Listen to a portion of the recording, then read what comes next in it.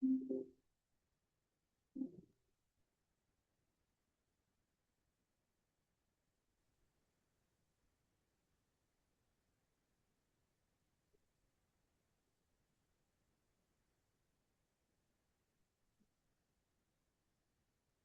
is now 9 o'clock, and I will call to order the special meeting workshop of the Mission Springs Water District Board of Directors for Wednesday, January 7th.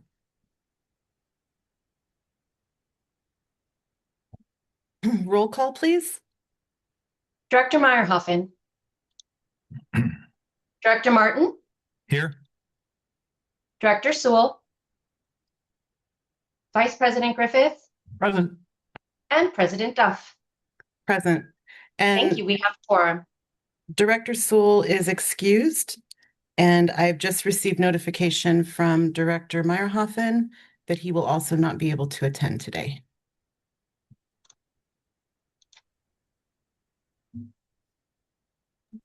All right, so we won't have anyone attending by remote, so we will skip number 3 of the agenda.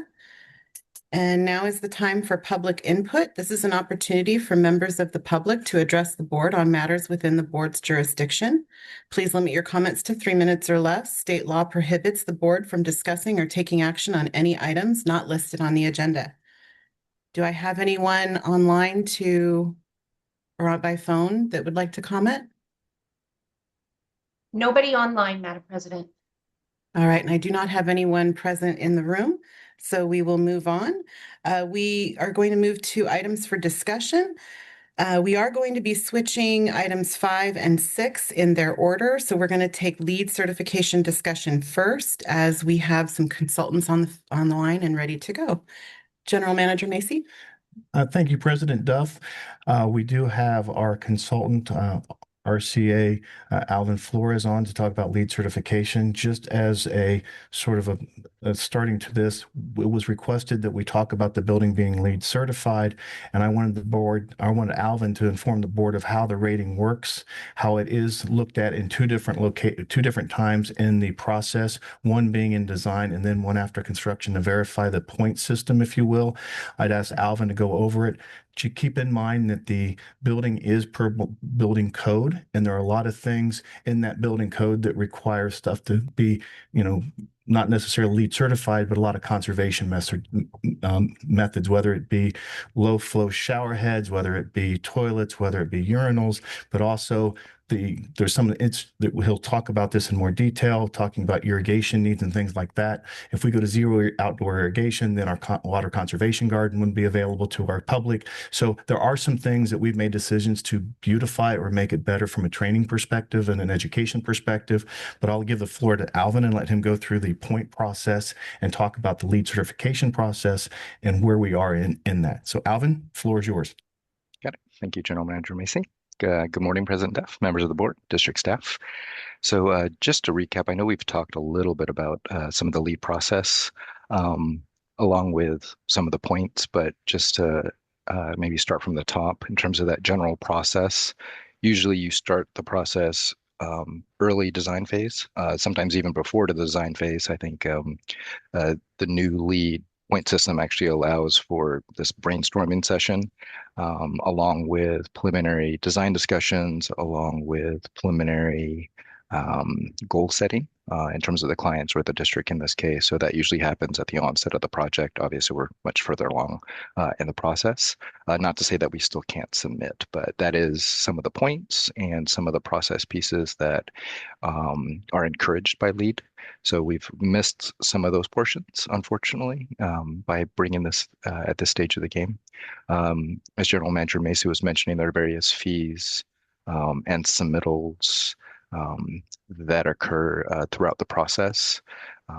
So we, being at the agency approval stage, are a little late in terms of the design portion because there is still room to make some design changes, but usually you don't want to make wholesale design changes at this stage of the game, which some of if these were submitted earlier to LEED, that if we did need to make some adjustments, that they might be a little bit easier. So it might be a little bit more difficult, or maybe we're a little bit more constrained in terms of some of the major decisions that we want to adjust to maybe hit some of the points.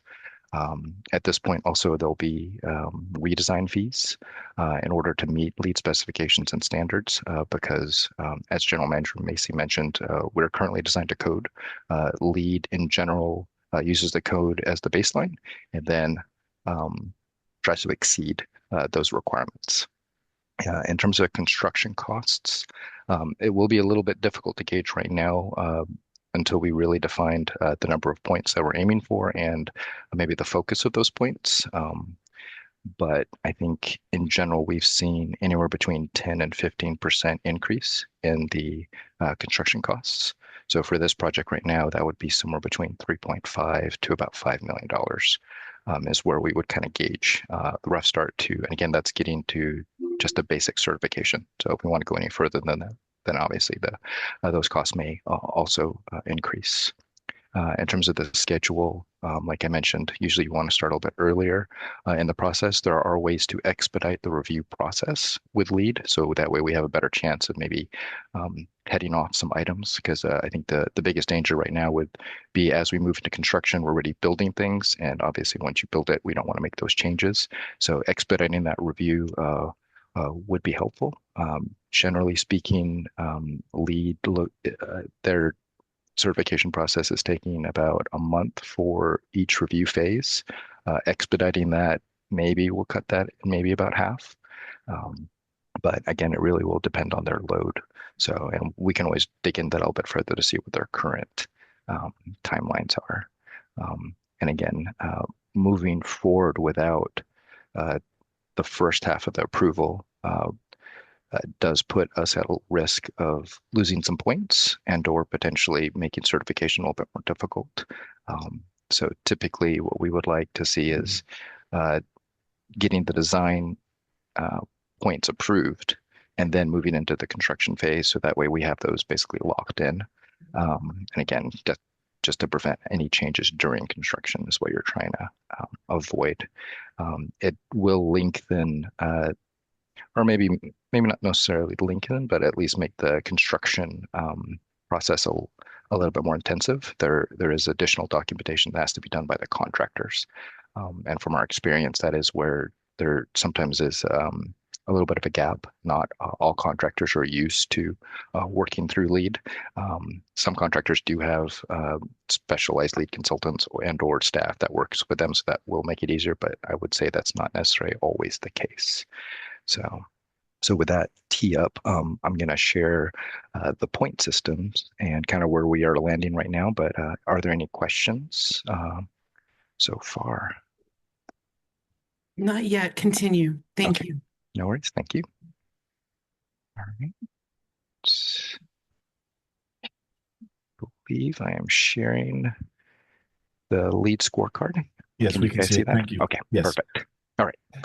So taking our project as it stands right now, the way that I've kind of adjusted the points is basically this first green category, I would say, are the points that we either have achieved as it stands and or that would be easily incorporated into the project, basically with little effort and or little cost. So all the prerequisites, there are about 10 or 11, if I remember correctly, are achieved as of now. And then, as I mentioned, there's a handful that would be able to make work out pretty well, which gets us to about 16. Basic certification starts at 40.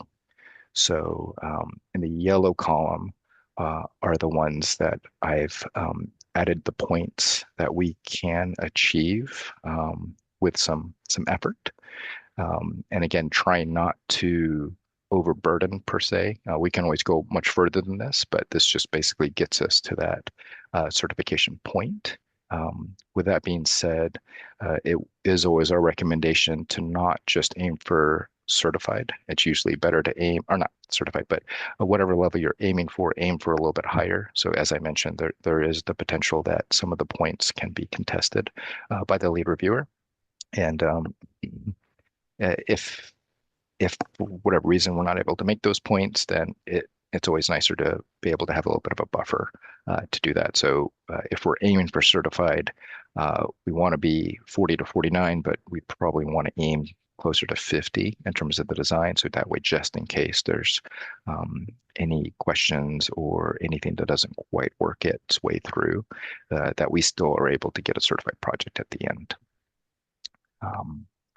And then I can jump a little bit more into the specifics on the points, but before I do, I can note in terms of the costs for certification. Like I mentioned, there are ways to expedite the process. So including expediting the process and this pre-certification is something that's a little bit newer, at least for me.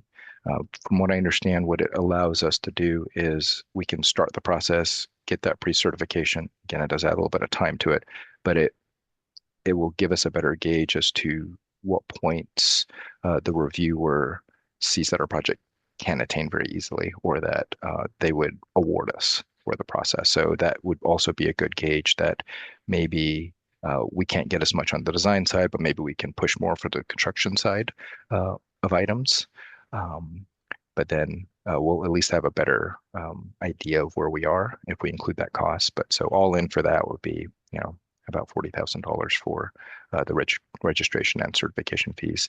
I did add just the assumption of maybe 2 appeals, so any points that are questioned and or maybe that aren't awarded, that we can also appeal, that we feel that we can make those. We would just have to go through that process as well. So, but the assumption of that. From there, I think I've mentioned in the past that as a water district, focusing on the water efficiency points would probably be of high importance to the district and the message. So like General Manager Macy was mentioning, so for instance, on the outdoor water use reduction, we can get an additional point by reducing the amount, but to get to the maximum level of 2 points for that, we would actually have to go basically to zero irrigation. So there is a setup time basically to get everything established. But then after that, it would basically be zero irrigation or zero water use for the planting. So that would reduce and or significantly change the type of planting and or maybe even the amount of planting that we would use for design. And again, I'm not sure if that's something that the district necessarily pushes for in terms of their customers to go, zero water use, obviously reducing water use and finding plants that work natively in the area. And as General Manager Mace was mentioning, that is what the purpose of the demonstration garden is, to really showcase what can be used and what is achievable for the customer base. In terms of indoor water use, I believe the baseline reduction is 20% more than required by code. And to get the full 6 points, it would be a total reduction of maybe about 50% above and beyond code for that as well. And the other points I think are fairly easily achievable in terms of just adding additional meters to the project. So again, add additional costs, but I don't think those are significant burdens. So outside of water efficiency, I'm not sure if there's any other category that you'd like me to maybe dive into a little bit further. Anyone else have anything to say yet? Okay. I am curious about getting into a little bit more depth of the water efficiency and sustainable sites specifically. So I see that we've achieved all of them except for the rainwater management. Is that tapping into the city's stormwater management system? Is that what they're requiring, or is it requiring our own rainwater management, like a pit or whatever it is? What would that entail? On-site rainwater management. So there's a certain amount that has to be contained on the site. So again, I believe I'd have to look a little bit further into that, but that one might be more easily attainable in terms of the additional points. So again, I was trying to be a little conservative in terms of what we're doing, but again, if that is something that we want to go a little bit further with, we can aim for that. And I don't believe that one would overburden the project to attain. So awesome. And then could you go into a little bit more about the indoor water use reduction? You're saying to achieve the 4 to 6 points would be almost a 50% reduction of indoor water use. we're Mhm. already going to be, pardon me. It's my understanding we're already going to be using all of the low flow requirements, et cetera. What would that look like for our employees for the use of the restrooms and the sinks and things? What would that look like, a 50% reduction? I don't have the numbers, but basically the gallons per minute or the flow rate. So, for instance, I mean, waterless urinals are one thing that would be easily that could be used to reduce the water. But then also everything would just go even further in terms of maybe low flow. I believe there we do have allocations for a washing machine as well in the locker room area. So it's basically those types of appliances that would end up basically being spec'd as I would imagine at this point, if we're looking for the highest point, it's the lowest possible flow fixture that's available in the market today. So Okay. Okay, and then I did have one question. I know that the city has specific requirements for the landscaping surrounding the property and et cetera. And then we have specific ideas of the education garden. Mhm. And I know that that garden, the way that we want to use it affects our ability to get the maximum points that they talk about.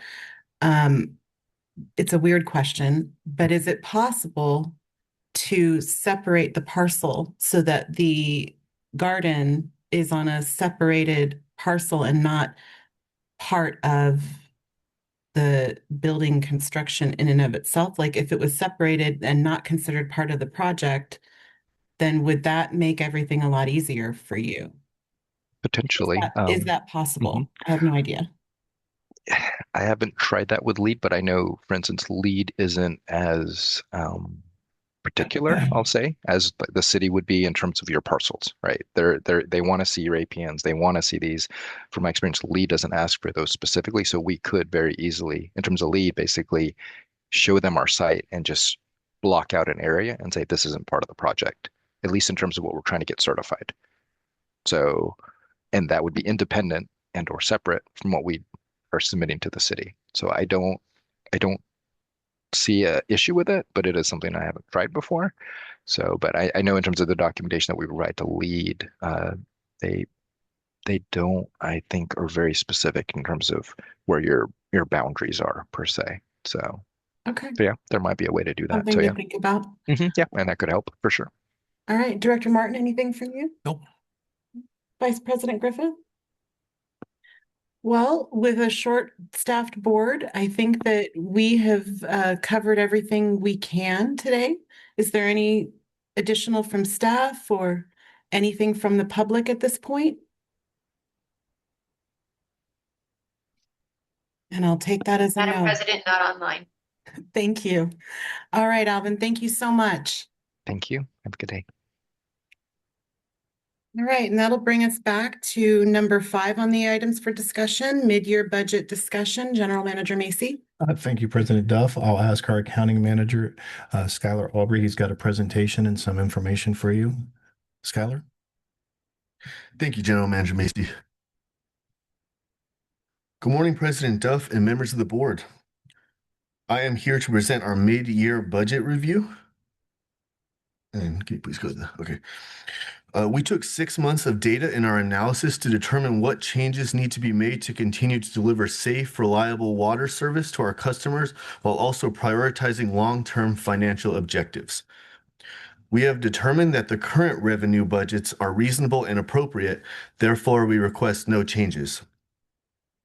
We are requesting a total increase of approximately 2.8 million in total expenses, which consists of $238,750 in operating expenses and $2,554,497 in capital projects. We will get into the details of these shortly. This slide shows a comparison of the original adopted budget and the revised budget, which includes all the changes we are requesting today. You will see operating revenues stayed the same, while operating expenses increased a little over 200K. This brings the operating loss to approximately 7.2 million as opposed to 7 million. You will also see that non-operating revenues and expenses remain the same, bringing the total change in net position to 19.3 million versus 19.5 million with the original budget. The slide shows the individual line item increases to operating expenses totaling 238,750. The first item is for customer billing outsourcing totaling $10,000. This is related to InfoSend. Costs have increased over the years, yet the budget has remained flat. The increase will get us through to the end of the fiscal year. Next, we are requesting $93,750 for geographic information system and computerized maintenance management system staff augmentation. This is related to the implementation of CityWorks. We are also requesting $50,000 in engineering contract labor. This is for shared project costs related to the Army Corps of Engineers in which the district does not own the capital asset, which is why it's shown as an operating expense as versus a capital project. We are also requesting $10,000 for heavy equipment certification. This is for our water transmission and distribution team.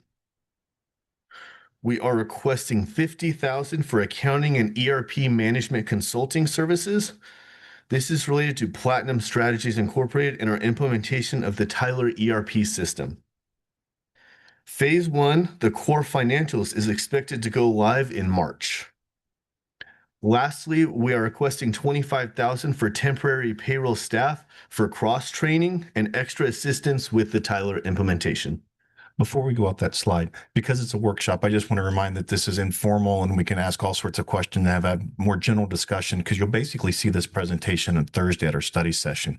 So why we have this opportunity to have more of an open discussion. One of the key points to this is, as you well know, we are trying to do a substantial upgrade in our technology, whether that be in the GIS that all of our field staff uses or the finance system that everybody else in the office uses. So from that perspective of this number, you're seeing almost $150,000 dedicated to technology improvements. I'm going to just first of all talk about the GIS and staff augmentation as it relates to the CMS. In reality, we're trying to accelerate getting it done. With the Wright plant being delayed, we were able to do vertical assets and then trying to bring it to the Horton facility. Since the Wright plant was delayed, we sort of changed gears and wanted to make sure the Horton was there. So we're doing a lot of improvements to get our vertical assets in the system a little bit sooner than we originally wanted. We're talking about the accounting and ERP project consulting. As you well know, we are down a person in our finance. And that is why we're bringing in temporary payroll staff to make sure, because in reality, I'm very proud of what our accounting team is able to do because a lot of those folks are working at a little bit higher level than they were before, which is allow us to backfill at a lower position. That's why it's where it's at. But also in addition to the ERP, we were looking at changing our payroll. When we were bringing in paychecks, the issue there was they couldn't do our 8 or 980 schedule. So we had to migrate back away from that because they couldn't accommodate what our work schedule is. Even though they said yes when we were going through the RFP process, the ultimate answer was no. So we pulled that back. So when we pulled that back, we wanted to get another payroll person in because in reality, we have an accountant that was still doing payroll and we're asking her to do more, but she just didn't have enough time. So that payroll staff is specifically to allow our staff to do higher level things for the position that they currently have. So from that perspective, Skylar, you have anything to add to that since a lot of this is impacting your department? Oh, I think you pointed out everything very well. So, well, since you're not going to take the bow, I will do it for you then. One of the things that we've talked about, and we actually talked about it a couple of different times, is that typically you want to do your bank reconciliations over a 60-day window. And it's something that the auditors have been asking us to do, but we really never had the adequate staff or the time to do that. Because the board's direction and because we're trying to do all this technology, we've been adding other staff augmentation. And can now say that we are now within not only 60 days, but inside the 60-day window for the first time since I've been here. So yes, November is completed. So the first time since I've seen in many years, the district is considered timely in our bank reconciliations. So we will finally have that finding removed in the audit, which will be nice to see. Yeah, so from that perspective, the impact of some of these increased operating expenses and the technology that we will then gain after the fact is also that our day-to-day activities are getting better as well. So I just wanted to point that out. Congratulations on that. Much appreciated. Director Martin, do you have anything so far? Vice President Griffith? I just had two questions on this slide. One, how many of our water team will be able to get certified on that $10,000? Is it for everyone who drives the vehicle? How many certifications is that 10,000 for? I don't know the specifics on that 5. Do it back here, but you'll have.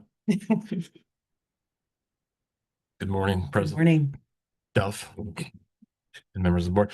So it's going to be similar to what our forklift training is. We've got that required certification. So what the district has done in the past has done train the trainer.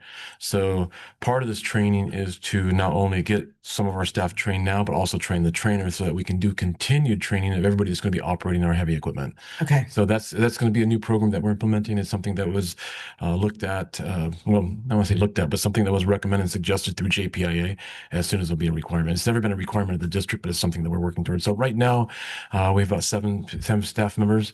Everybody focuses on our construction and maintenance team. However, you got to remember, we've also got operators in our wastewater department. So we got another, 6 people over there that's going to go ahead and take care of it. So anybody that's going to be operating equipment, other than like moving it off of a trailer, cycling it, Right. they're going to be going through the certification. Wonderful. Thank you for that clarification. And then this is for General Manager. The additional consulting and temporary payroll staff, do we have those positions posted for permanent staff moving forward for the next year or? So with the director of finance position open, in reality, we're keeping that open because our staff is working very well. We're doing a lot of extra training. So what we're doing is allowing our staff to, I don't want to use the term settle out, but I want to see what their capabilities are. Okay. Because so far we have not seen ceilings of some of our staff. They've never had the opportunity. There is going to be a conference that's in Palm Springs. I'm not going to say the acronym because I always get it wrong. CSMFO. Yes, our staff has never gone to that. This year is the first. Skylar's going to take both of our accountants to that. So we want to see exactly how our staff continues to respond. Obviously, the first couple of months has been absolutely fantastic, and we're going in the next 6 months to evaluate some of those staff members that are stepped up. We have 2 current staff members that are being paid out of class, so we want to see if those positions become more permanent in the current positions or another position that may be available. So from that perspective, the temporary payroll staff is to augment some of those people moving up so we can continue to keep them moving up. But if this person is necessary, then we're going to do it. In reality, I see potentially a payroll staff person being another accounting technician. The person we have is absolutely fantastic. Week 1, she was making sure that we were doing things correctly from that perspective. So again, we've been very successful in bringing on accounting techs and keeping them. This may be yet another opportunity, but we're using the term temporary for the next 6 months as we evaluate the entire staff as a whole. Perfect. I just want to make sure that you know that I can speak for myself, and I believe I speak for Vice President Griffith, that we are okay with you hiring more people versus more temporary contract labor. I don't know how you feel about that, but I just wanted to put it out there that staff that belongs to MSWD are always going to be our loyal staff members. They're going to be the ones that will wear multiple hats where the temporary staff will not. So I also don't want them to have to continue to wear multiple hats and have burnout. So I'm just asking you to be cognizant of that. And I am completely supportive of this so far. Thank you so much. Thank you. Continue. Okay. On this slide, you will see increases to current capital projects. The total net increase to capital projects that we're requesting is $2,554,497. You could see the comprehensive increase and decreases to all capital projects in page 1 and 2 of the PDF provided titled Revised Capital Budget and Continuing Appropriations. You will see I made a new column this year highlighted in blue to segregate the mid-year requests from the original budget requests for clarity and transparency purposes.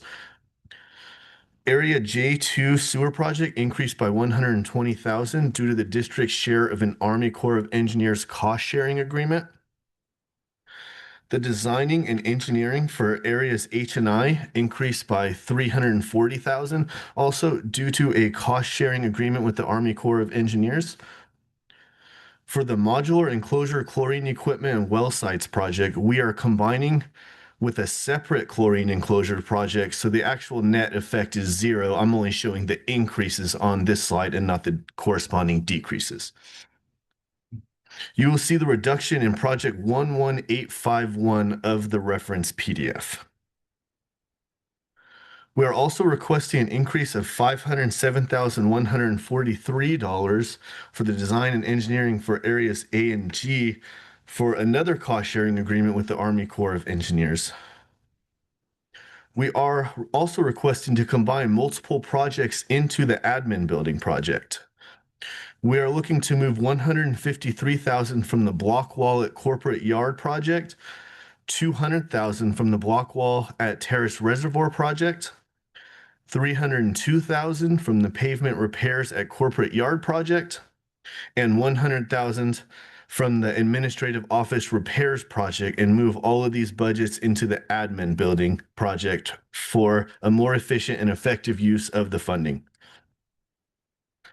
We are requesting an additional 49K for the GQPP area D31 sewer design, as well as $517,100 for the energy conservation and efficiency plan. We are also requesting $93,750 for geographic information systems related to our CityWorks implementation. We are requesting $129,616 for well 28 rehabilitation.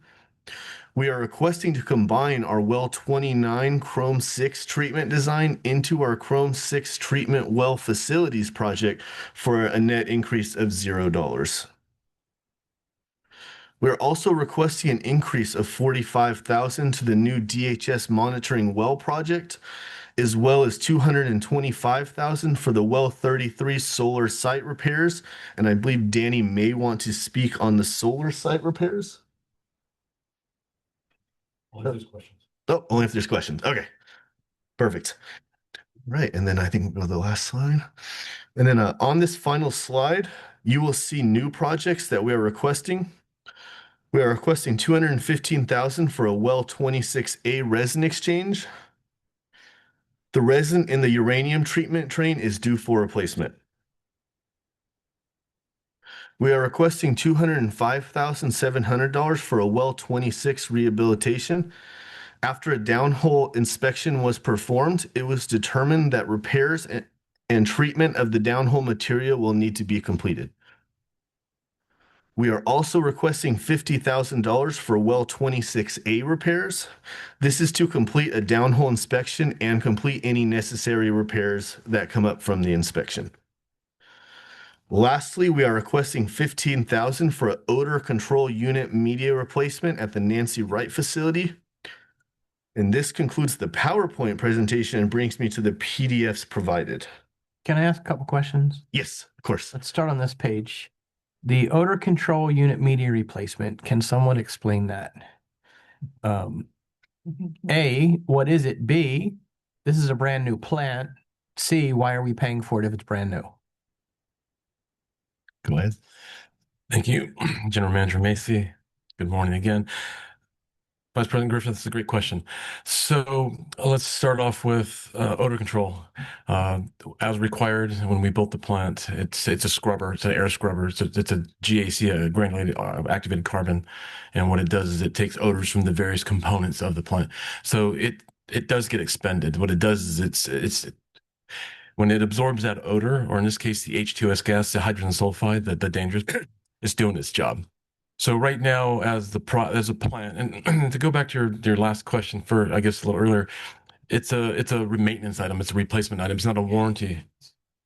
It's a piece of equipment that has media that acts as a filter. And that's the thing is right now what we're looking at is yeah, this troubled all of us. So the way that we're running the brand new plant and the way that we're adjusting and learning how to adjust some of the chemical injections, and we're working on some of that. So the reality is it expended the media a lot quicker than we expected. We would expect it to last at least a year and a half to 2 years. It actually lasted about 8 to 9 months. Some of the actual changes that we plan to inject into the um, influent flow to create different off-gassing and help prevent some of that is expected to help us get back to a year and a half to 2 years. So we may be back again asking for this on our regular budget until we get that thing fine-tuned. You got to remember, we're only seeing about 210, 220,000 gallons a day. We're getting ready to use a diversion structure. So there's still a big learning curve for that plant. So, but that's the biggest thing. It makes it smell like earth instead of smelling sulfury. Another way just to continue with that plant only seeing 1/4 of the design flow it's having, there's a lot more air in the sewer. There's a lot more air in the influent pump station and the grit chamber. Because there is more air, there's more interaction in creating sodium hypochlorite. No, that's not sodium. H2S. Yeah, H2S. Like I knew H2S, but I'm like, what does it stand for? My chemical. Hydrogen sulfide. Thank you. It's the beyond 19, it kills you. So from that perspective, that's really what this is for, is we're creating more off-gassing than was normally designed because we don't have the flow coming in there and filling the pipe size. Yeah, and just that's actually, yeah, there's a lot of factors, and that's one of them. I will say this, the board may or may not remember that we've brought to them a capital project at the Horton plant. The Horton plant's older. It's currently operating under expansion 4, done over 20 years ago, and it doesn't have odor control. It did not have odor control. Odor control was done as a project where we also recognize there that we saturated the media not as quickly, but one of the bigger things that we realize is once it gets saturated with the H2S, it has to be handled as hazardous. So a lot of this cost that you see isn't just the media replacement, like the product, and it's not necessarily just the labor, but it's how we handle the actual expended media after the fact. They got to go in there with specialty equipment because the H2S level is at a level that you can't be in unless you actually have a breathing apparatus, a self-contained, like an SBA. So SCBA. So, but those were the reasons. So what we're doing right now is for all these reasons, we're still trying to fine tune that. But yes, we are going to be needing to replace our expended media, and we'll be looking at different ways and strategies to extend the life of these. And because our policy is laid out that anything over $10,000 has to be part of the capital budget, we have to add it as a capital project, So- even though this is really just an operation and maintenance issue. True. 1 year of useful life as well. 1,000 removal. So that's a great point. I'm glad you got you. So I brought this up. Yes. So for me, I wanted to put this under maintenance. You just heard the general manager help Skylar take the bow for all the things that we've been doing. So as part of the things that we're trying to do and make sure that this doesn't get caught in future audits, it's like somebody's going to say something. Well, here's my issue. It does exceed $10,000. I can't guarantee it's going to last more than 1 year. Then what? It's like, well, this is just the better way to do it. And I was like, okay, I don't run accounting, but I'll certainly take care of whatever you want me to do. So that's where we are. I hope to get more than 1 year and it's truly a capital item. It may not. But if we get the year and a half that I'm thinking, maybe 2 years, I'm smiling. As President Duff knows, I'm excited. So Okay, thank you. thank you. Previous slide. All this engineering is like $700,000 for sewer design, which I thought we were kind of done with, but how long are these designs good for? So I had to answer this question. I have to go back to when we were going through our planned core projects. Many of these have been designed. And when we received our last basically $2.7 million, the plan was we were going to update all of those designs. Some of them have been around for up to 10 years. This is actually going to be one of my general manager's reports, but seeing this on the slide, this is the appropriate time. So we were going to design everything with the hope that if we had everything up to a current design, and then the CEQA and NEPAs only last for 5 years because the design is over 10 years old, so is the CEQA and the NEPA. So we were updating those as well. So that's what this is here. Our process is we start this in November, beginning December. Skylar sits down with everybody over Christmas. So over Christmas and the first week of the year, we can then put together the mid-year. Well, over Christmas, we had a conversation with the Army Corps staff. The funds, I think it's $2.7 million that was appropriated in the community projects grant. The appropriation actually said construction. So when staff, both here at MSWD and at the LA office, was putting together the letter agreement to go to HQ headquarters at the Corps, we had all this design work. And they said, yeah, but your appropriation says construction. So we are in the process of changing our letter agreement to include construction of J2-1 so it matches up with the appropriation, which we believe will allow headquarters to move forward. I did not realize that that conversation was going to impact the mid-year until I saw it on this slide. So we're going to have to do some changes because we are being asked to change we're being asked to change potentially our request from a letter agreement from being all design to be a portion of design and construction, because we still have to do the design for J2-1 as well as M2 or M2-1, whatever, I forget exactly the number that was part of that original plan set. So we're working through the process, if you will, of getting that letter agreement signed. However, I think both the Corps staff here in LA and our staff here believes that doing the design sets us up to then move forward with the full construction. That is the plan that we've had for the last 2 years. That's the way we've been doing the appropriations and trying to get that. It's just the way it was worded when we actually got the community grant. To answer your question, 5 years is typically what the Corps wants to see. And if we don't go to construction after 5 years, then we'll have to upgrade the design again, as well as the NEPA. What we were hoping to do, just from a historical perspective, 3 or 4 years ago, when we had the Corps staff in here, they gave us a new project manager that was coming off a project in Hemet for Eastern, that we thought that when the work plan money opened up, we were going to fall into that and start getting more construction dollars. And what was reinforced when we went to Washington, D.C., and the question was, how much money would you need to complete the project? So because of all the positive things we were hearing from both the local staff and then when we met with the Corps staff in D.C., getting the design done so we could say this is the number to do all construction, that was the plan we had. But because of a new administration looking at the language a little bit differently, we may have to change some of that as specific to the first construction project as it goes by our priority list, was the J2-1. My recommendation is we continue down the path, because I think this puts us in the best position to get all the designs done and updated, because that's what we've been hearing from both sides. But we may have to carve out the $2.5 million and use that for construction to make sure that we don't lose it, or we hold up the momentum we have with both the Corps and with both at the LA office and DC. Go ahead. So you're saying we might actually get some of this done if we have to use that for construction? Yes. So and because we've gone so far with the letter agreement, we're going to go through the process. And if it does get changed, then we'll have to come back to you and say, okay, we'd still like to keep this design because that's where we want to go. However, J2 is going to have another amendment, and it's going to have to be migrated from the 120,000 you see in front of you to a true construction number closer to $2 million. So we might actually get something done. Yes. Okay. Yes, we are going to go. We hope, based on the last conversation we had just after Christmas, it was that we were going to change that letter report. We're currently working on that now. By the end of this week, that draft letter agreement will go to the LA office, and then we'll see if we get that approved by HQ. If it does, then we'll be coming back to you, because there's a whole process we have to do from that perspective, because one of the things you see on here in the question may be the design and engineering for areas A and G. That's the area up in Mission Lakes. We've been doing that design for a long period of time.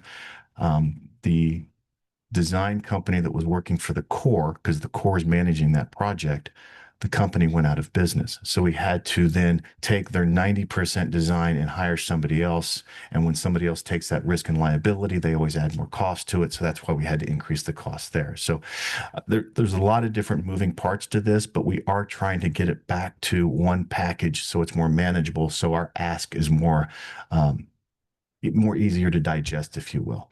But that ask is going to be $40 million.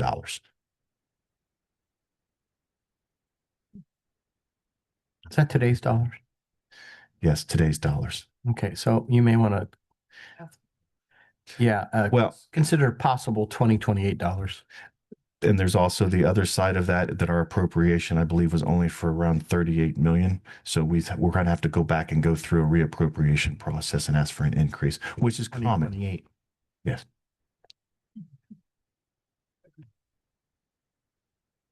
Sorry. Perfect. Is there any more questions on the PowerPoint? All right, and then can we go to the PDF? Okay. Okay, and then you will now see the revised capital budget and continuing appropriation on pages 1 and 2. This is the comprehensive list of capital mid-year budget requests that we previously discussed. The mid-year budget requests are highlighted in blue for a total of approximately 2.5 million. And then could we go to the next?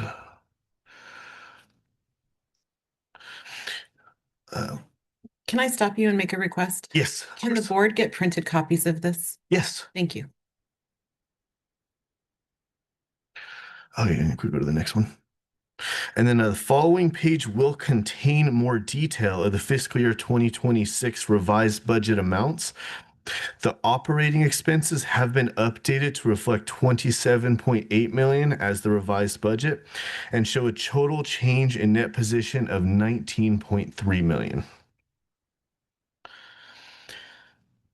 And then the next page presents the fiscal year 2025 revised budget amounts. You will see the amounts are consistent with the current fiscal year 2026, with 27.3 million in operating expenses and a total change in net position of 20 million. And then the next page compares the revised budgets of fiscal year 2026 and fiscal year 2025 together and shows the differences between the two. You will see that they are fairly consistent. And then the next page also compares the fiscal year 2026 and 2025 revised budgets together, but groups them into different categories. You will see operating and non-operating expenses and revenues reported together. And then the final page shows the State Water Resources Control Board grant information for our sewer fund. You will see the total grant amount 68.6 million, as well as the balance left to request reimbursement for 11.6 million, and the amount we are currently waiting to receive from the state, 936,000.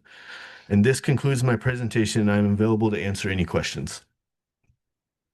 Before just going back to this reimbursement slide, I think I know I had at least one board member ask me how much money is still outstanding. You see that this was actually it was dating back to basically July is when we asked for the first reimbursement. From that perspective, all three of these went in at the same time. So they've been waiting for about 6 months, but it is only $1 million of what is left over. So from that perspective, we have got almost 56 million of it. So and really we have about 10 million left to then work on the M2 project, which we're currently bidding at this time. The other thing is if you scroll up to right here. So one of the interesting things that we caught when we were going over this earlier this morning is the grants. When we start talking about net position and you see the minus of 7,000, it really goes back to the grant process. And one of the questions that I had in this is 18 million versus 21 million last year. When we know we only have 10 million left, where's the other 8 million coming from? And some of those are also core grants that we just were referencing, as well as we have a 2 million for water, well work and things of that nature. So when we're going back through it, when I saw those numbers, just from my perspective, I kept going back to that 68 million, and we just showed you that we only have 10 million left towards the other 18. So we went through that and verified that those numbers were appropriate. The issue is that they may be delayed for obvious reasons going on in Washington, D.C. I have a question on that slide with the two down. Yeah. Oh, sorry. Rejected costs, is that total says 20,000, but the final line on 12 is 56 alone. So I'm a little lost. So the rejected costs were then resubmitted in a following reimbursement. So that could have been, we didn't provide enough backup. They wanted to see more. Okay. So yeah, so all those rejected costs did get resubmitted and they'd get added to a later disbursement in the amount requested. So But it still shows 2 million as being adjusted off. So did that 2.2 million ever get paid? Yes. yeah, so it would have, yeah, those would have always been included in the following disbursement. So that 2.2 million would be included in the 59.4 million in the total disbursements requested. Okay. I guess the best way to look at this, but that question is of the $2.271 million that was adjusted by the board, we only actually lost 20,000 of it. So we ended up getting 2.25. It's not adding up for me because it says the amount approved was 56 versus the 59 we asked for, which kind of goes halfway. Yeah, I so guess the I'm amount, still a little lost. oh, sorry. So the amount approved was the initial approval from the very first disbursement request for those expenses. And then we in turn would go submit them again. We'd have our consultants submit them once again in the following disbursement request. And then when it's rejected means we will actually not be receiving payment at all on those, while the adjustment means we just needed to submit again. So I'll go back to my original, which is if you're saying rejected costs are ones that we will not get. Yes, sorry. Yes. Okay. I was thinking that you were talking Yeah. about the adjustment. No, so I see 20,000 as a total, but for me, what's that? 610, 21, and so it looks to me like there's about 77,000 that was rejected, but the total says 20,000. Mhm. I can go and research it. I believe that the 20,000 should be correct though. Unless that 56. But you Oh, But I you know what it said- is. You said the rejected costs will not be resubmitted. And when you look down that column, that's 70-some thousand dollars that you're saying because it's rejected will not be resubmitted. So I'm not sure where the 20 is coming from. From the way This I'm is looking at it, this is what we talked about this morning. When we pulled this slide up this morning, the $1.7 million was highlighted. And as we were talking about it, it got approved and we received it. So we manually changed that. So what I think is that what we're thinking or what we're saying is that 56,686, that last item has been resubmitted as part of requests 13, 14, and 15. We just haven't received it yet. So that number will fall off. So then should it not be in the amount to Zero. It should be, but I think when Mike Nesser was doing this, he figured out what the problem was and it should have gone to zero, but we haven't received it yet. So the 13, 14, and 15 lines have not been updated and they should have been. So that was something that we caught, but we didn't know what needed to be updated. And we were running a little bit late this morning. So apologize about that. We will update this slide before Thursday. All right, you're back up to 2 strikes now. Incomplete information. Thank you. I was so close. Yeah, it I thought looks that like it's magazine got you some wrong column. leeway, right? Only for a short period of time. Christmas is over. After this, you'll be on the back cover. Sorry, continue. If there's any more questions, I'd be happy to answer. No, just looking forward to the slides so we can look at them a little more closely. Great Perfect. presentation. Thank you. Thank you. All right, that'll bring us to numbers. Unless there's any comments from the public or questions from the public before I continue to the next item. President Duff, not online. Thank you so much. All righty. We're going to move on to number 7 under items for discussion, conservation as a way of life. General Manager Macy. Thank you, President Duff. I'll ask AGM Champion to present this item. Marion? Thank you, General Manager Macy, and good morning, President Duff and members of the board. Today, we have a short presentation that highlights some of the work the district has done as it relates to the state's new conservation as a way of life mandate. I know we have spoken about this a few times, but I wanted to provide a broader update so that the board is aware of some of the work that staff is undertaking. I have two different staff members that have been working a lot on conservation as a way of life. Will Witten, who is our business analyst, you'll hear from him later in this presentation, and also our IRAN fellow, Tyra Harris, who's been putting together a comprehensive report that details much of what I'm going to say today. Next slide. Oh, thank you there. Making Conservation a Way of Life framework was developed from the Senate Bill 606 and Assembly Bill 1668, which were both bills passed by the California legislature in 2018. They focused on urban water use objectives, which are essentially budgets for water providers. The bills were passed just after the 2011 through 2017 severe drought, and the bills were designed with a core goal of reducing urban water usage. Some of you may be familiar with earlier legislation like the Water Conservation Act of 2009, which is also known by the 20 by 20 framework. That was the state's first attempt to tackle urban water usage on a broader scale. And it set standards for all water providers to reduce their usage by 20% by 2020. Most water providers, especially in areas outside the Coachella Valley, met those standards far ahead of the time. And so the practical impact of this history is that a lot of what would be easier ways to reduce urban water usage has already been done. Examples including adding advanced meters, introducing tiered conservation rates, replacing non-functional turf, and rebates for things such as replacing lawns and installing more efficient shower heads and toilets. Following the 2018 bills, there have been two additional bills that have impacted the framework. The first bill was Senate Bill 1157 from 2022, and that lowered the indoor standard, essentially making it more difficult and requiring users to use less water for indoor residential uses. And there was also Assembly Bill 1572, which was passed in 2023.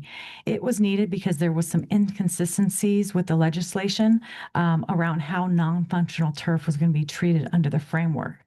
And so 1572 created one centralized area for non-functional turf, and specifically for public agency property, that ban will go into effect beginning in 2027, unless the property is in a disadvantaged community like Mission Springs Water District serves. And for those communities, the ban will not go in effect until 2031. Next slide. The State Water Resource Control Board was tasked with developing and implementing the regulations for this framework. And as some of you may remember, in August of 2023, the State Water Board came out with their first draft of the regulations. And they were very strict, even stricter than the Department of Water Resources recommendations. The Public Policy Institute of California issued analysis in November of 2023 that was also critical. And they highlighted the analysis was that the regulators would lead to a very high cost for very low benefit. Piling on, the Legislative Analysis Office looked at the framework, and they also were fairly critical. This prompted an update to the regulations, which were issued in March of 2024. And the press release that accompanied that update noted that the goal was to simplify compliance and increase flexibility. The main changes there were that the compliance dates were moved from 2025 to start in 2027. And it also added a bonus incentive for water for direct potable reuse projects. And it also made it easier to qualify for variances. I'm sorry.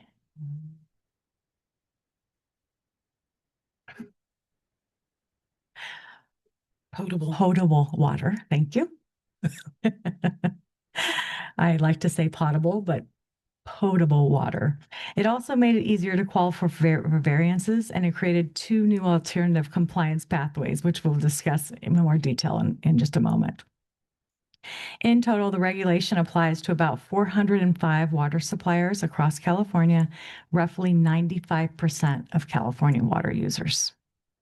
And as you see on the slide, the budget is actually cut. The budget has 4 different areas: residential, indoor use, water loss, residential outdoor use, and CII or commercial landscaping with dedicated meters. Next slide. Here's a list of the targets for Mission Springs Water District and the other districts within our area. As you can see, MSWD and DWA have significant water reduction targets that the state has set. We have met with the water board staff, and we believe there are two areas contributing to these numbers, both the irrigable but not irrigated imaging and the weather evapotranspiration rates for our area. Looking at pure consumption numbers, we are more in line with the per capita use of the residents of Coachella, and we believe our numbers are flawed and should be closer to their reduction targets. Later in this presentation, I'll go into some more detail and explain how we're working to get these numbers adjusted. As I mentioned, in the 2024 changes, there were two compliance pathways designed to help disadvantaged communities and make this regulation a little bit more palatable to them. Both options require households below the state median income levels, and they're based on the percentages of the 2040 reduction numbers. They will allow us to either cut 1 or 2% per year to fulfill the requirements. We are currently establishing our baseline, but projections indicate that we will qualify for the 1% per year reduction target. And now to the meat of the plan. These are some of the key initiatives that we have identified that look at different areas of our operation that we can help to meet these. But before I go through these categories, I did want to stress that much of this is going to be dependent on the availability of grant funding. For example, when I talk about the evaporative cooler maintenance program, this is a program that's already been designed and submitted under one of our regional IRWMP funding opportunities to the Bureau of Reclamation's Energy and Water Efficiency Grant Program. However, we really need a lot of those grant fundings to come available so that we can continue with some of these operations. We are definitely going to up our conservation efforts in general, but we really do need some additional funding, which the state has promised is coming. So number one, outdoor use is a major driver of our desert climate, and for homes with turf, as much as 70% of their water use is used outdoors. Even for homes, though, that have already converted to desert-friendly landscaping, maintaining sprinklers and adding smart controllers are still valuable water conservation methods. It's very common for our customer service agents to troubleshoot bills and high bill complaints, and they've narrowed it down to outdoor irrigation problems. And that goes beyond just sprinklers and turf. It can also be drippers and things like that. So adding dripper nozzles, offering additional smart controller options are going to be very, very beneficial to our customers.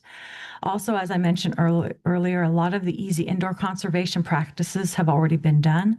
We will need to continue to offer indoor rebates for items such as dual flush toilets, efficient washing machines, but we also are exploring options for direct install programs that specifically target renters and those that may not have the financial means to make the upgrades themselves.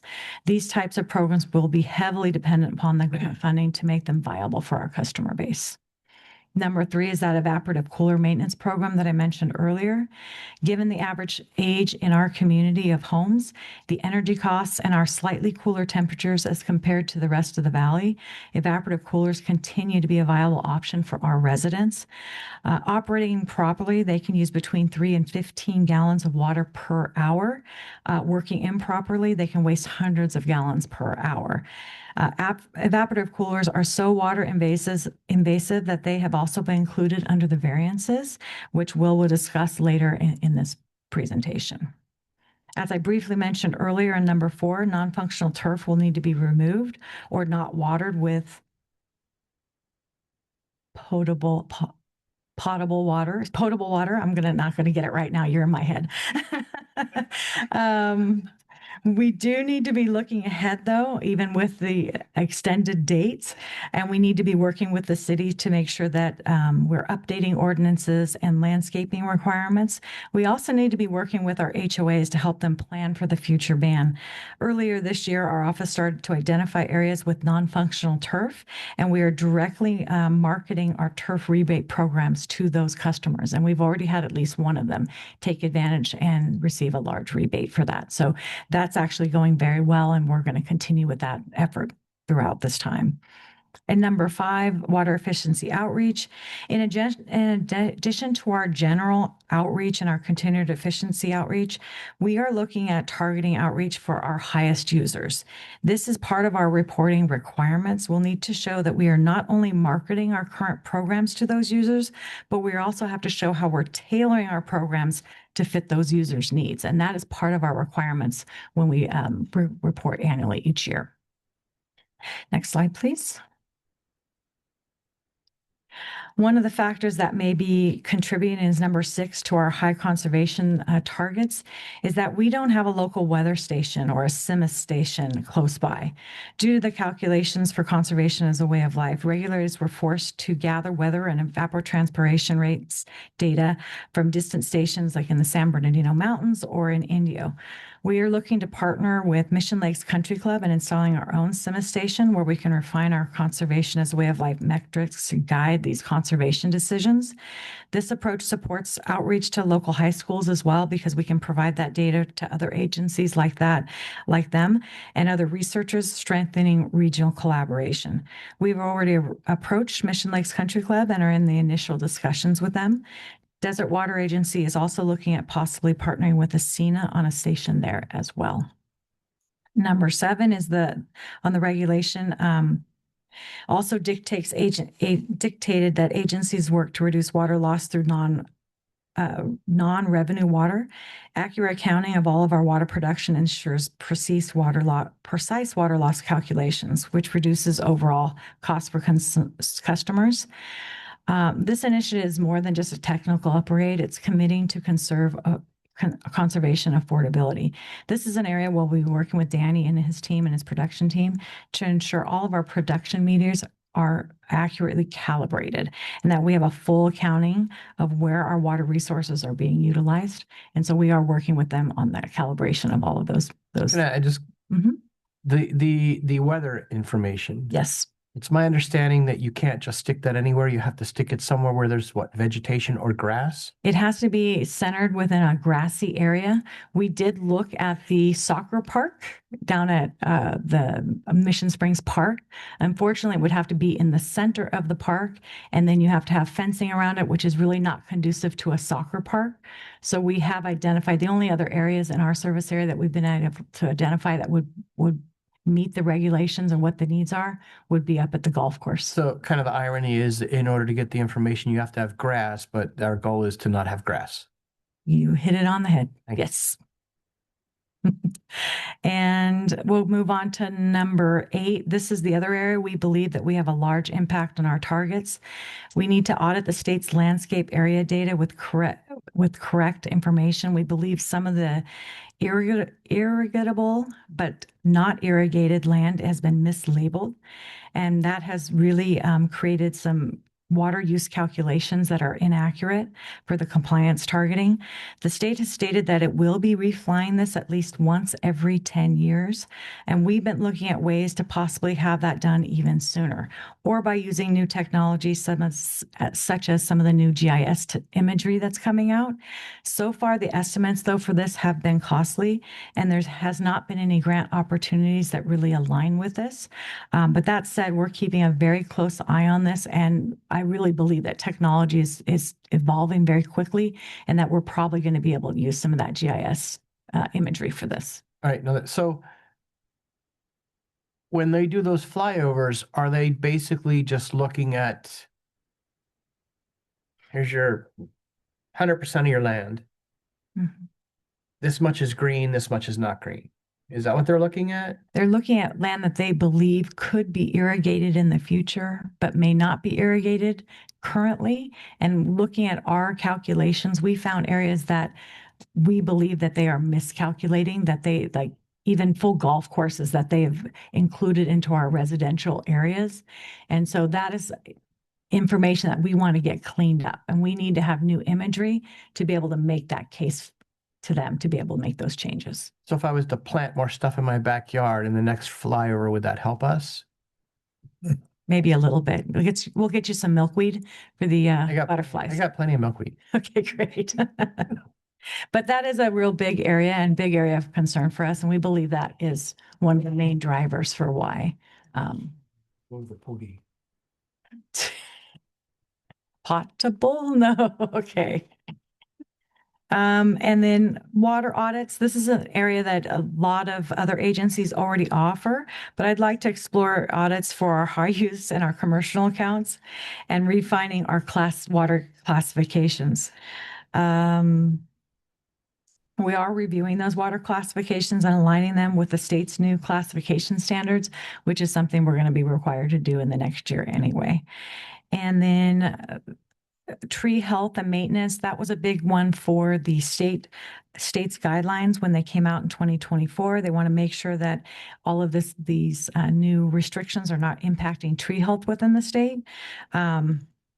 We are also looking at that, but we're also including making sure that we are promoting drought resilient tree care as well as planting guidelines to eliminate non-native and invasive trees like tamarisks from proliferating in our service area.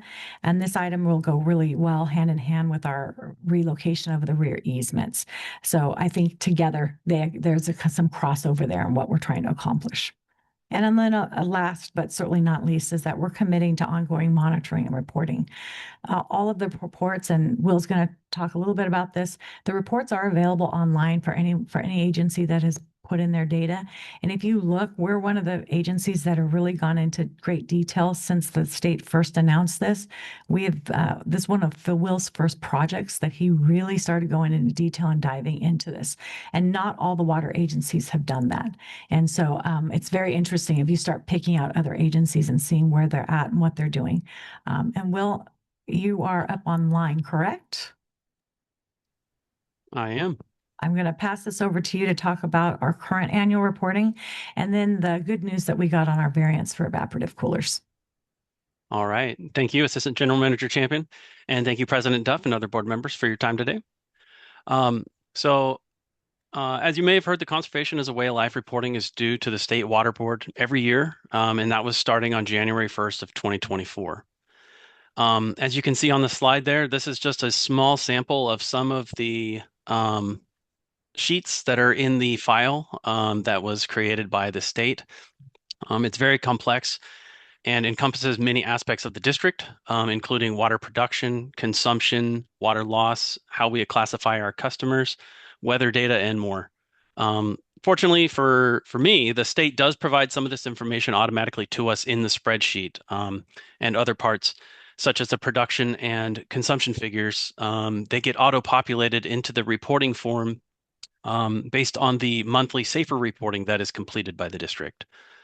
And that's where we report our consumption and production and other factors like that. The reports are also, as Assistant General Manager Champion mentioned, the reports are available online through the state's WUI data portal. However, the fiscal year 25 reports are not available as of yet. Starting in January of 2027, the state will begin enforcement of the reporting for the regulation, and penalties for noncompliance can include fines of up to $1,000 per day under normal conditions and up to $10,000 per day under drought conditions. Failure to provide the requested information in the reporting is also a violation subject to civil liabilities. So, in other words, suppliers who violate the framework could be subject to civil actions or even fines, but at least initially, officials have said the emphasis will be on progress and compliance at the onset. And next slide, please. So what you have here in front of you is a small sample of some of the evaporative cooler variants that I developed and submitted to the state using local weather data and various other parts that I'll get into here. So we submitted this back on September 30th of 2025. The variants every year, there's a cutoff date of October 1st.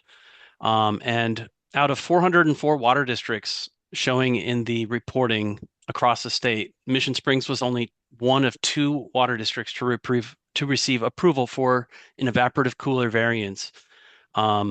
Actually, I double checked yesterday, so as of yesterday. And the variance amount was calculated using a state recognized and intentionally conservative method. I started with the actual count of our residential service connections that we have in our databases here, and then used data from the state's residential appliance saturation survey. to estimate the number of homes using evaporative coolers within our service area. That came out, according to the survey, to approximately 12.8%. Weather data from local CIMA stations were also used. The closest one to us that would be relevant is located in Indio, hence the need for us pursuing a even more localized CIMIS weather station. The water use per evaporative cooler unit was then calculated using tools provided by the state. And those calculations produced an estimated 62.5 million gallons of evaporative cooler water use in fiscal year 25. And that comes out to roughly about 192 acre feet.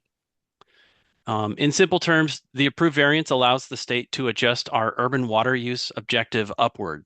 So that helps us close the compliance target, and based on how much water our community is actually using. That strengthens our overall compliance position.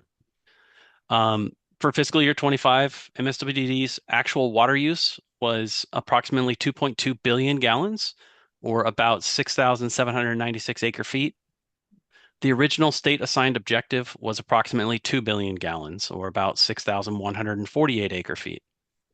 Applying this variance closes that gap from about 200 million gallons to about 140 or so million gallons. So it doesn't bring us fully into compliance, but it's definitely a step in the right direction. And we're going to continue to refine that and look for other opportunities to pursue other variances and even improve upon the evaporative cooler one that we already have approved. Some of the other variances that I mentioned, there are seasonal population variances. We did look into that. Although we do have some seasonal population influx here in our service area, the amount of water use that I calculated for that, it didn't meet the minimum threshold needed for variance approval. I calculated an increase of approximately 16.6 million gallons, but the threshold is 41.3 million gallons. So some of the other ones there's a wastewater provision, which means, hey, we would tell the state, hey, if we have to make this many cuts, we're not going to have enough flow going through our pipes to make it to our wastewater plants.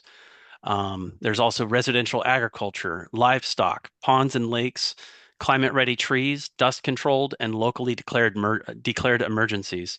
So the only one that we were able to successfully apply to our situation was the evaporative cooler variance. But again, we will be continuing to look into them every year. And Will, with that, go Will, ahead. can I ask you a question? Of course. I know that hotels fall under the commercial guidelines, but what about the hotels that are de facto hotels in our residential neighborhoods that are considered residences? Are there variances that would be possible for the overuse or increased use of water at any of those facilities? That actually comes down more to how the accounts are classified within the system. Okay. So if it's a multifamily a residential unit that has been converted into a hotel, for example, that's where we go through. We're making sure that these accounts are properly classified, because at this point, the commercial demand is excluded from our objective amounts. I So was just thinking in relation to your seasonal variance that you were looking into. These, we have between 300 and 550 homes, residential homes that are short-term vacation rentals and not occupied by an owner at all. And so some of it could be considered seasonal as it's empty, usually Monday through Thursday. But then when it is occupied, I don't know if there's low flow requirements or whatever, but I know a lot of them have showers outside with their pools and jacuzzis and their watering that's never seasonally shut off because the owners don't live here. And I'm just wondering if there's any variances or any way we can specifically target them so that our the residents who live here are not impacted by their effect to the residential area. right. So a lot of the seasonal population variants, the guidelines for that are laid out by the state. I don't have them in front of me. However, they're pretty strict and they use a lot of census data. We used our monthly billing data for a lot of that.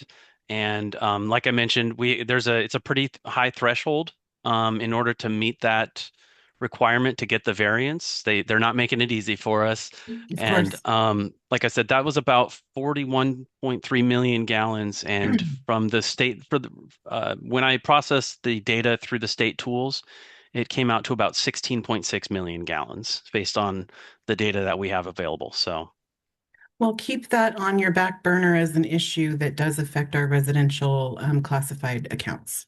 definitely. Thank you so much. Anything else from Nope. the board? Anything else from staff? No, just thank you very much for giving us your time today. Thank you. And thank you, Will, both of you. This is great work. And I'm so excited. I don't want to say that the evaporative cooler variance was low-hanging fruit, but in a way, it was a very simple thing that just required us taking time and focus to achieve. And I'm really happy that we are making these, because your comments earlier about the way that the state report came and us to be equal to Palm Springs. Anyone who lives here, every time you cross the freeway and you see water running down the gutters and you see leaks that they have and you see the green grasses, it makes you angry as a resident here being told that we have to cut when we're seeing the neighbors across the freeway not cutting. So I'm really happy to hear that we are diving into the details and telling the state that their data is wrong. I'm really happy to hear that. Thank you so much. With that, we're going to go to comments. Number 8, General Manager's comments. General Manager Macy. Thank you, President Duff. I just have one related to a topic that was brought at our last meeting regarding landscaping around well 28. That was discussed, and I just want to let the board know that we have reviewed the landscaping and the piping around well 28. Why some of the drip irrigation repairs have been made. One of the other issues that we found is there's irrigation piping that needs to be buried. And what we were in the process of doing is purchasing a piece of equipment to allow us to bury that more efficiently. So staff over the holidays has looked at the equipment. We've gone through our procurement policy, decided to purchase a piece of equipment. We hope to have it later this month, and then we can start burying those irrigation piping that's currently above ground. So we are working to resolving that issue that was brought up by the board last month. That's my only comment. Anyone have any questions? Okay. With that, we'll go to director's comments and requests for future agenda items. Director Martin, any requests? I just have a question for you. Did you get my email concerning the Countywide Oversight Board? I saw it this morning, but I haven't read it Okay. completely, so I will definitely look into that. Okay. Anything else? No, that's all. Okay. How about you? No. Anything else from staff? No, nothing more from staff. Thank you. We thank you for your time. And with that, we'll adjourn the meeting.